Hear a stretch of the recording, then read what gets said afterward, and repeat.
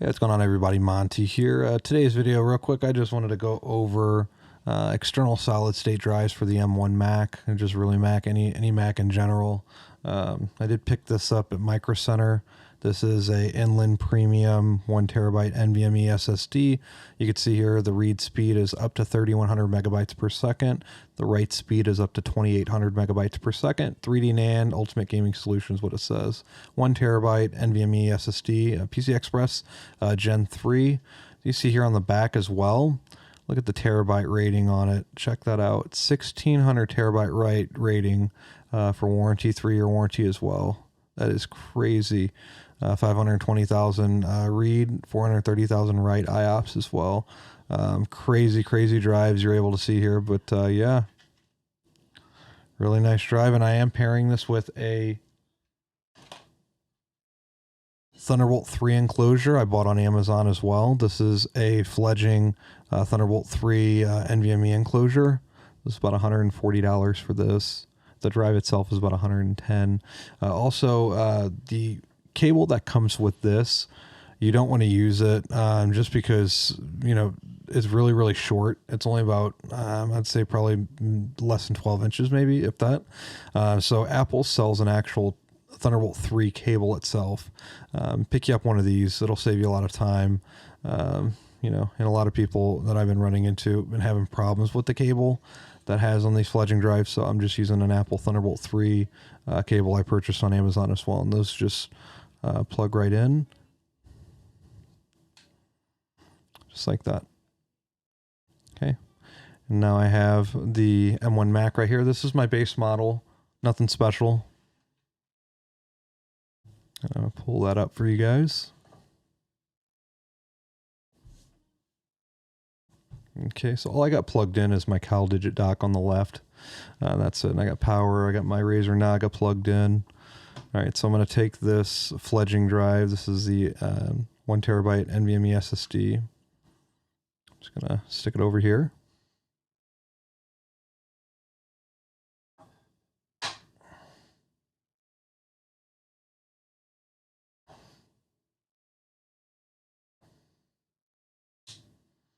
All right, went ahead and plugged it in.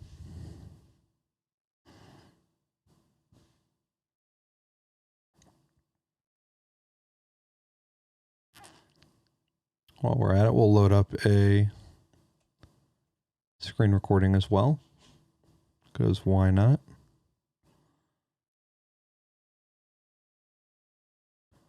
All right, screen recording now. Okay, I got quite a few apps here, as you're able to see as well. So the apps that I'm using is, you're able to see, I have Disk Speed Test by Blackmagic Design. I also have Amorphous Disk actually. It's looks like a Crystal Diskmark clone from Windows, but apparently they have the rights to it, so that's cool. Atto Diskmark's pretty popular on Windows. I went ahead and plugged it in. The drive's not formatted or anything, so I'm going to go ahead and hit initialize. It's going to pull that drive up, PCIe SSD media. I'm going to hit erase, and I'm just going to put, I'm just going to make it my edit drive, right?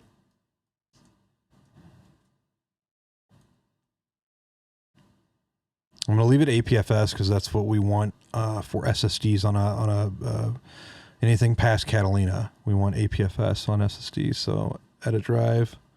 Go ahead and format that real quick. And again, this is base model. This is again nothing really special.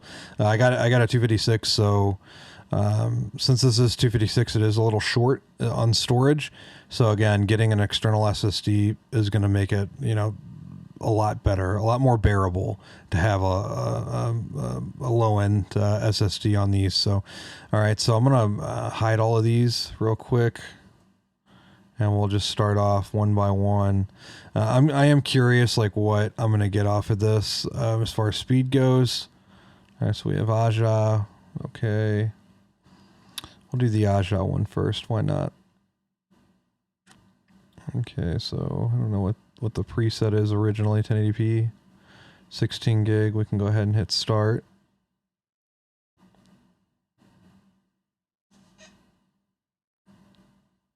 All right, target disk, you're able to see here, it shows edit drive.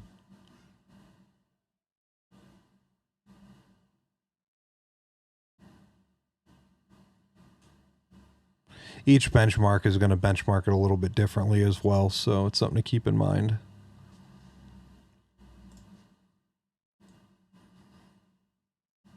Okay. 1346, now we're at 22. Well, let's try a different version. Let's see like a 5K red. Why not? And the drive is rated for 1600 terabyte writes is what it states, so I'm not really too concerned about writing a whole lot to this drive. But I am curious to see, if I'm able to get that speed over Thunderbolt 3. As you can see, reads are actually really good. And that's really all I care about so much on external SSDs is the read speed. The write time, as long as it's over a gig, I'm not really picky about it. So that's what we got on Aja. I'll get out of that. We'll load the next one up, Blackmagic. Everybody seems to like this one. We'll select our target drive. Our target drive is going to be edit drive here on the left. Open 5 gig. It looks like that's kind of the stop. Let's see. Let's go ahead and start it. All right, 1700 write. Okay. 2500 read. That's still very, very good. All right, 1890 write. 2500 read. Well, really not that bad. Yeah, sub two gig, right? I could live with that. 2500 read. Okay, so I'm gonna go ahead and just stop this. Give you guys an idea. I don't want to make this video really, really long. I just wanted to showcase it real quick. All right, we're gonna go ahead and load up Aja, or not Aja. We're gonna load up Atto disk benchmark as well. Okay. Everything's on stock. Add disk. I'm gonna hit edit drive. All right, we're gonna go ahead and hit start. I'm gonna go down in here and hit bar graph. And I'm just gonna let this sit. It's gonna take a minute or two. So I'm just gonna let it sit and do its thing, and we'll go ahead and fast forward this part.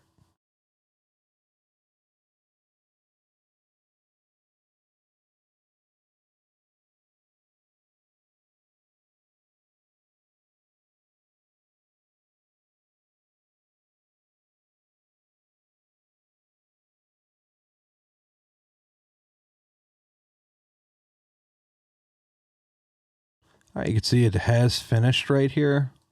We'll go on the left side. You can see how it gradually goes up as far as the read writes go. Looks like 16 kilobytes. We're at 2500 megabytes per second, 2.5 gigs. And it just keeps going up and up and up and up and up. And then the writes taper off at about 1 megabyte, and then it goes to 2 megabytes. You see the reads went up from 2.9 gigabits, 2.9 gigabytes a second, actually. 4.5, 6.3, 7.3, 7.9, 8, 9, 9.5, and 9.3, 9.5. So you can see the read speeds definitely shot up. I don't know exactly how accurate this is. I don't know if it's cached, if it's part of memory that it's reading out of instead of an SSD, and that's why it's probably so fast.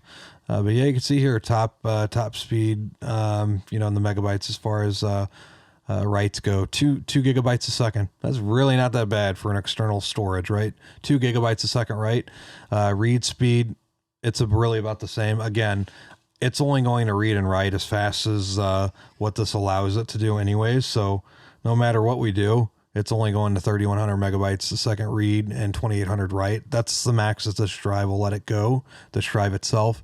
The actual interface over here, that might be a little bit different. That's not going to let it go as high. And I'll go ahead and put a slide in here as well as the link to that Thunderbolt 3 NVMe enclosure. Again, it's a really nice enclosure. You want to DIY it yourself and get, say $50, maybe $100, depending on what drive you choose. There's OWC, there's SanDisk. There's quite a few of them now that have NVMe enclosures. I believe Samsung has one as well. I think it's an X5, or it's not the T5. It's a new version for NVMe drives. So there's different variations, and they all have different controllers and different speeds, so on and so forth. But still, generally, 2 gigabytes a second read, 2 gigabytes write, or 2.5 gigs read. Like, that's still really good, especially the price for these totals, probably about $240. Again, it's as easy as swapping a drive out, you know, on something like this. You can literally just unscrew it, pull the drive out, put a bigger drive in when space gets cheaper. So I mainly went with the this SSD was one of the cheapest ones, but it also had the most terabyte write rating for the endurance on it. So 1600, I'm not going to burn through that anytime. Even on my gaming computer that I have back here, I have, I think, 30 terabytes written, and that's been through a lot of games, right? Even having fiber internet, I'm able to download 100 gigs, probably 10 minutes or less, not even.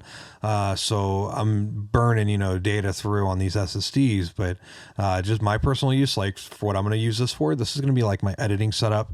I've already been editing on the Mac as it is, and we'll just go ahead and pull up Activity Monitor, just to give you an idea of how much I've written. How long have we been up for? All right, we've been up actually only 25 hours. So 25 hours. I kind of reboot the computer every so often. We'll go down to disk. All right, so we've written a total 150 gigs and then 67 gigs. So not actually too bad. When I make videos on here, I'm just putting it as HEVC and compressor in Final Cut Pro. So what that means is it's not as much data as like regular H.264 or ProRes file. See, if I did it that way, I'd be writing a lot more data to the drive, but I'm not doing it that much. So with HEVC, it's pretty good. So you can see your Atto disk benchmark. You know, it's pretty good. The speeds are something to question, you know, as far as reads, but that might be reading from memory. Or it might be cached somewhere in memory. That's very likely why. We'll do the last one real quick. It's called Amorphous Diskmark. And we're just going to go ahead and hit all. I'll leave that go. You can see your Apple SSD, 256 gigabyte. Apple M1, 3400 read. See what our write is. Again, you could see how the variation on this external drive, just using the different apps, they're all producing different results, but it's in a way consistent as far as like speed. So it's not like, oh, I'm just getting 1 gigabyte a second read write. It seems generally on all the tests, it's 2 gigabytes a second read or write. You know, pushing those megabytes. Obviously, when you're less than a megabyte and you're in kilobytes, you know, all those small files, it's going to hit the SSD a lot harder. It's going to have to work harder as well. So it's not going to move those at 2.5 gigabytes a second. Instead, it's going to be a lot lower. But general use, you know, moving, say I want to move some files back and forth to the editing drive, like it would be 2.5, 3 gigs. I mean, it's really, really fast. So if you guys want to all in one, you know, just a drive, you just want to hook up and be super fast, I would say just get something like this. Again, if you don't want to do any of the DIY stuff, buying the SSD blade, installing it into this, you can just go buy a SanDisk, what is it, the SanDisk Ultra or the Samsung X5. I think it's an X5. They're all NVMe enclosures that have SSDs built in. Again, you're going to pay a price premium for those, so keep that in mind. I'm more of a DIYer, so I'll just go buy this outright and just do this myself. This is kind of what I like doing anyways. It's because then I could choose what SSD I want. If I want to get one that has a longer endurance rating, it's because I'm going to be using it for my editing drive and I'm going to be doing a lot of writes to this. I want it to withstand all them writes. And again, 3-year warranty, and then 1600 terabytes written for that warranty. So I'll run out of the 3 years, I'm sure, before I even get a quarter of the terabyte written on this drive. So anyways, these are the results. You're able to see are pretty good. You know, 3400, 2400. It's a very good drive. I don't really, you know, I'm not going to fluff this video up. This is, you know, it's a good little drive for what it is, you know, and speed wise, the numbers don't lie. You know, maybe Atto, there might be something to question, but for the most part, you know, Amorphous, Atto, Blackmagic, they're all showing, you know, very similar results. Aja, you know, that's a little bit different one. It's because, you know, it's playing with file types, and I just want to see raw, like, copy, you know, from drive to drive.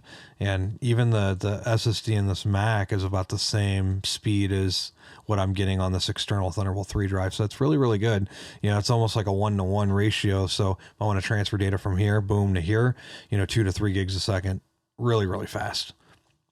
So anyways, that's just a little itty bitty mini review. There's nothing special. I did remember getting this last week, and I was going to make a video about it, and kind of just put that off because I've been busy working and kids, and you get the gist. So anyways, yeah, this is the Fledging drive. I'll put a link down in this video description below. Again, buy a Apple Thunderbolt 3 cable to go with it. The cable that comes with it sucks. I'm not gonna lie to you about that. It really does suck.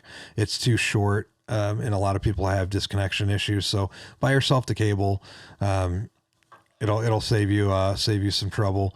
So yeah, we got the SSD in as well. The cable. I'll put a link down in the video description down below with the SSD that I'm using as well. Again, 1600 terabyte written. That's crazy. It's a crazy warranty on that, but. It's a really good one, especially considering they're talking about swap usage on a Mac M1. The drive's having problems, get you a good SSD, a good external SSD, and try and throw as much on it as you can. But other than that, yeah, those were the benchmarks that I ran, guys. If you have any questions for me, drop it down in the comment section down below. If you notice anything different with the audio, I did actually upgrade my audio setup. So I am now using the Shure SM7B. Previously, I was using the Rode Video, and before I was using the Rode Video Mic NTG, I had some problems with it. It's actually sent off to Rode right now. I actually think it's defective. It really sounds really distorted and just really muddy, just no good. So now I got an SM7B with an actual audio interface, etc. So that's why it sounds better. For those wondering, if you guys even noticed it, I'm sure you guys noticed it because I noticed it. I thought it was awesome. But anyways, I already upgraded my lighting system. You might not have noticed that, or you may have. So all this, I actually have an actual video light now instead of, the old twirly lights, the cheapo $50 Amazon job special that you buy, the cast green tint, anyways, just upgrading the setup. I like all of this stuff. So, I'm just trying to, make it more enjoyable for you guys. So again, audio is really important to me. It's really important to you guys. Obviously it's the key to being able to enjoy video. So yeah, this was just, like I said, just a really basic review, no fluff of the Fledging drive. This is the Thunderbolt 3 NVMe enclosure. Again, this is an M1 Mac. It works perfectly fine on it. It works on all the Macs that have Thunderbolt 3. I'm getting 2 to 3 gigabytes a second read write. So, the proof's in the pudding right there. I ran 4 different benchmarks. Again, I'll leave all the benchmarks and the drive and the SSD enclosure and the cable as links down in the video description down below. Have any questions for me? Drop it down comment section down below as well. Video suggestions, hit me up. Let me know. I'll put my Discord name down below. You can add me as a friend. We could chit chat. Other than that, subscribe and like, guys. I'm really close to 1,000 subscribers. I appreciate everybody that watches all my videos. Have any tips for me? Anything? Drop it down below. Always loving to learn. I will see you guys on the next video. Thanks for watching.